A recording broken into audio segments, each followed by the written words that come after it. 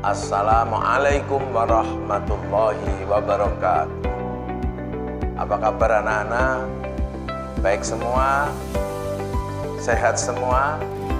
Saya doakan semoga pada pagi ini kita semua diberi kesehatan, kekuatan dari Allah Subhanahu wa Ta'ala, sehingga kita bisa melaksanakan tugas belajar sebagaimana biasa. Untuk pagi ini saya akan menerangkan pelajaran fikih kelas 8 semester ganjil bab 3 tentang puasa.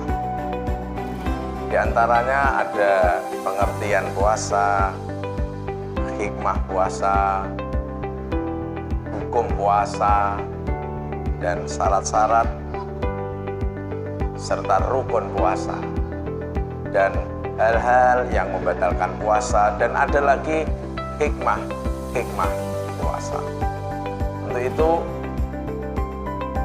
yang pertama adalah pengertian puasa. Puasa dari kata soma, yasumu, sauman, siaman, atau yang terkenal adalah as-saumu. Menurut bahasa, as-saumu atau puasa adalah menghindari dari segala sesuatu, seperti menghindari makan, menahan minum, menahan nafsu, dan menahan berbicara yang tidak bermanfaat dan sebagainya.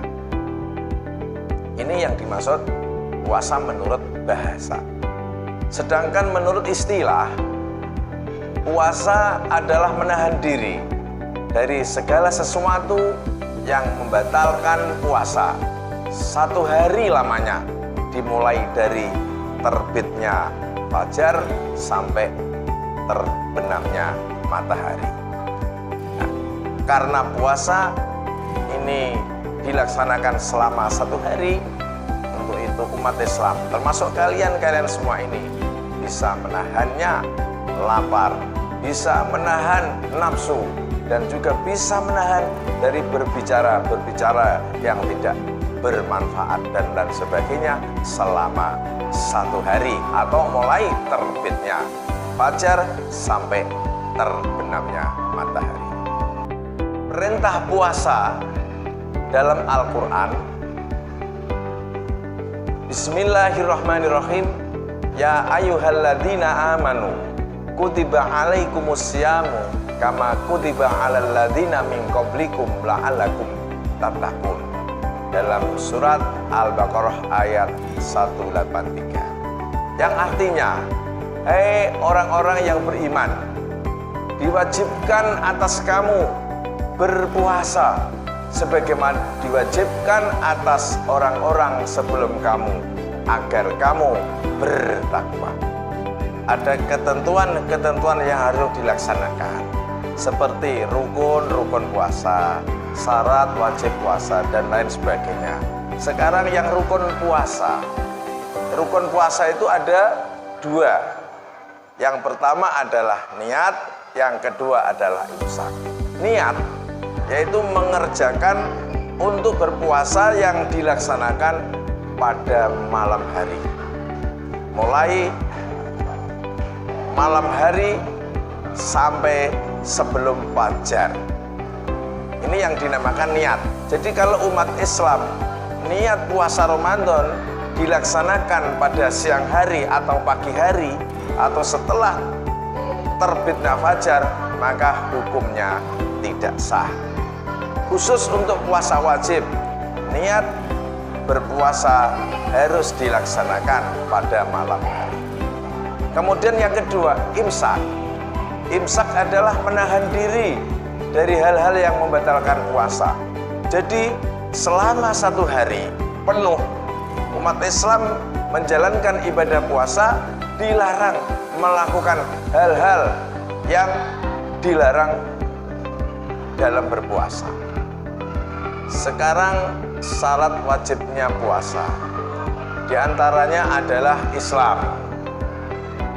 Nabi Muhammad Sallallahu Alaihi Wasallam bersabda, "Bunyal Islamu ala khamsin, syahadati alla ilaha illallah wa anna Muhammadar Rasulullah wa iqamis sholati wa itaiz zakati wal haji wa saumi Ramadan." Hadis yang terakhir ada keterangan wa saumi Ramadan. Berarti puasa Ramadan ada diwajibkan oleh umat Islam. Syarat wajibnya puasa yang pertama tadi adalah Islam. Kemudian yang nomor 2 adalah berakal sehat. Nomor 3 baligh. Nomor 4 suci dari haid dan nifas. Dan nomor 5 adalah bermukim. Serta nomor 6 adalah orang yang mampu berpuasa. Nomor 1 adalah Islam. Jadi yang sudah tertera dalam hadis Rasulullah di atas tadi, bahwa umat Islam harus melakukan berpuasa. Kemudian yang nomor 2 adalah berakal sehat. Sedangkan yang nomor 3 adalah baligh. Bagi anak-anak kecil yang belum berumur atau yang dinamakan belum baligh, ini tidak diwajibkan untuk berpuasa. Bagi anak-anak yang sudah baligh dan ke atas, wajib baginya untuk melaksanakan puasa. Sedangkan yang kelima, suci dari haid atau suci dari nifas. Bagi ibu-ibu atau anak-anak perempuan yang sudah mengalami haid atau sudah mengalami nifas, ini beliau-beliau ini tidak diwajibkan untuk melaksanakan puasa. Tapi untuk bulan yang akan datang, setelah haidnya habis, setelah nifasnya selesai, mereka wajib mengqadhinya. Kemudian yang nomor 5 adalah bermukim. Maksudnya orang-orang yang di rumah.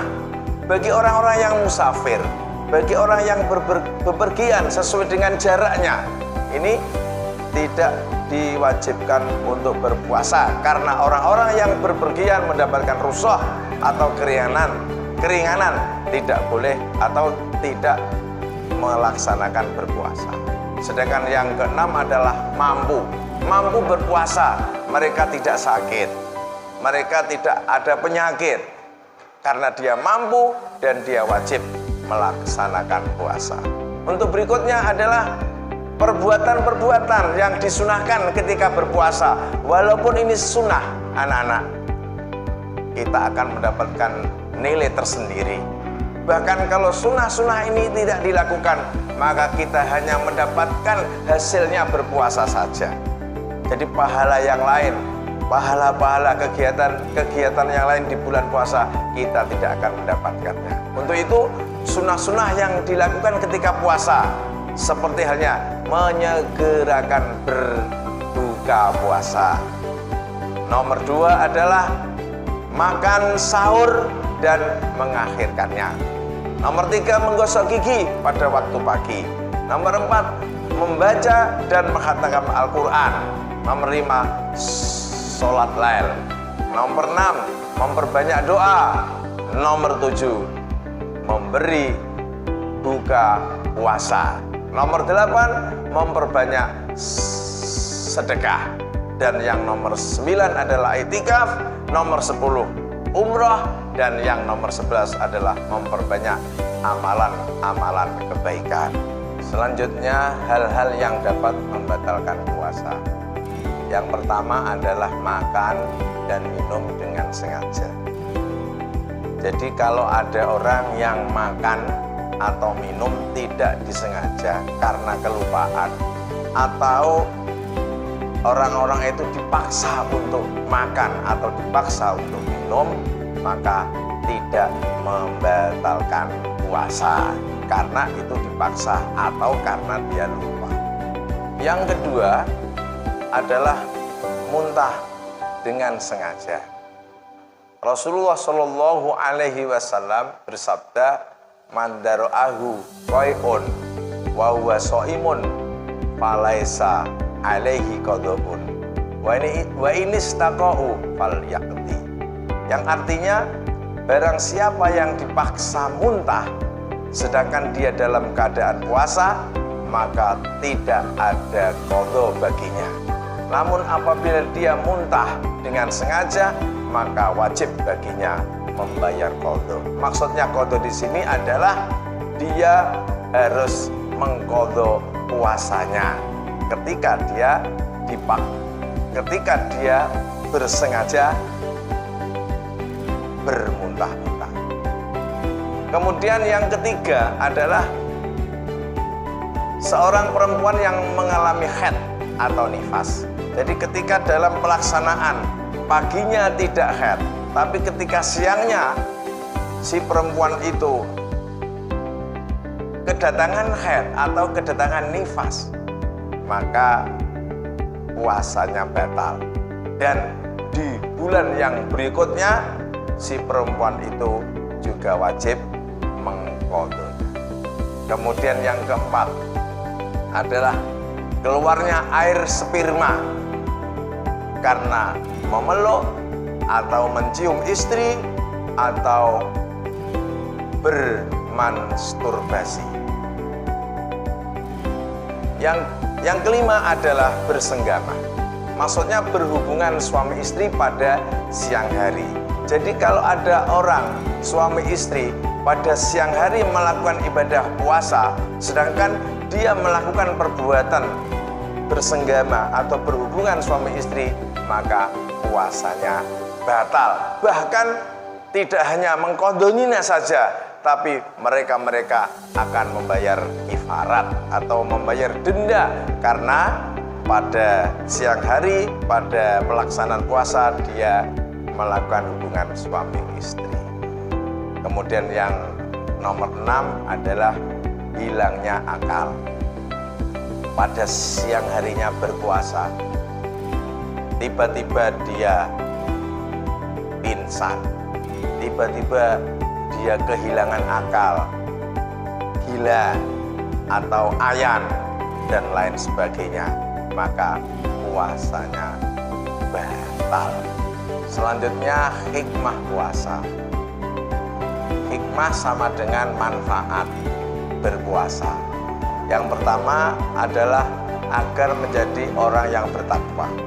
Setelah orang itu menjalankan puasa dengan perut yang kosong, berarti mereka selalu ingat kepada Allah Subhanahu wa Ta'ala, ingat kepada fakir miskin yang selama ini dia tidak sering makan, kekurangan makan.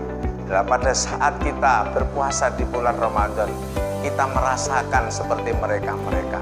Dengan kita merasakan seperti mereka-mereka fakir miskin yang tidak sering makan minum seperti kita-kita ini, maka tumbuh rasa belas kasihan, tumbuh di dalam hati kita menjadi takwa semakin tambah. Takwa menjadi lebih kental di dalam hati kita, dan rasa takut kepada Allah Subhanahu wa Ta'ala semakin mendalam. Yang kedua adalah mendidik jiwa agar dapat menguasai diri. Ketika kita berpuasa, apabila ada hal-hal yang mengganjal di dalam hati kita, misalnya ada nafsu yang kurang baik, nafsu yang kurang begitu baik di hati kita, maka kita ingat bahwa hari ini ana shaimun, saya sedang berpuasa, saya hari ini berpuasa. Karena kita berpuasa, maka hal-hal yang jelek dapat kita hindari dan dapat kita kuasai. Yang ketiga adalah mendidik nafsu agar tidak senantiasa dimanjakan dan dituruti. Kita berpuasa, pada siang hari kita melihat teman-teman kita yang sedang mampir ke warung. Kita melihat mereka enak-enak makan, mereka enak-enak minum, dan bahkan mereka enak-enak untuk merokok dengan teman-temannya. Tapi karena kita berpuasa, jadi kita bisa menahan nafsu kita. Kita tidak mau mengikuti jejak mereka. Inilah Salah satu di antaranya bisa mendidik nafsu kita agar tidak terturuti, agar kita tidak mengikuti jejak nafsu syaitan. Kemudian yang keempat adalah mendidik jiwa agar memegang amanat dengan sebaik-baiknya. Walaupun kita berpuasa tidak di rumah, misalnya kita bekerja di kantor, misalnya kita bekerja di gudang dan lain sebagainya, tapi karena kita ini berpuasa, walaupun tidak diketahui oleh istri, walaupun tidak diketahui oleh anak-anak yang ada di rumah, tetap kita akan memegang amanat bahwa puasa ini dimanapun kita tetap berpuasa. Yang kelima adalah mendidik kesabaran dan kesehatan tubuh. Rasulullah Shallallahu Alaihi Wasallam bersabda, "Sumu tasihu." Berpuasalah maka kalian akan sehat. Kita semua yakin bahwa orang yang berpuasa akan diberi kesehatan oleh Allah Subhanahu wa Ta'ala. Coba buktikan, orang yang dapat penyakit diabetes malah disuruh untuk berpuasa. Orang yang kena penyakit darah tinggi disuruh berpuasa.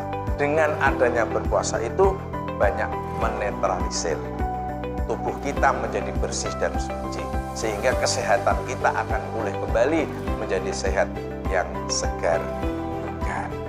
Rasulullah Shallallahu Alaihi Wasallam bersabda, wa idza kana yaumu shaumi ahadikum fala yarfus wala yashab fa in sabbahu ahadun au qatalahu falyakul inni mru'un shaimun. Jika salah seorang dari kalian sedang berpuasa, maka janganlah berkata-kata kotor dan jangan pula bertindak bodoh. Jika ada seorang yang mencelanya atau mengganggumu, hendaklah mengucapkan, sesungguhnya aku sedang berpuasa. Rawahu Bukhari wa Muslim. Cukup sekian paparan kami, semoga bermanfaat untuk kita semua. Amin, Allahumma amin. Terima kasih. Sampai jumpa. Wassalamualaikum warahmatullahi wabarakatuh.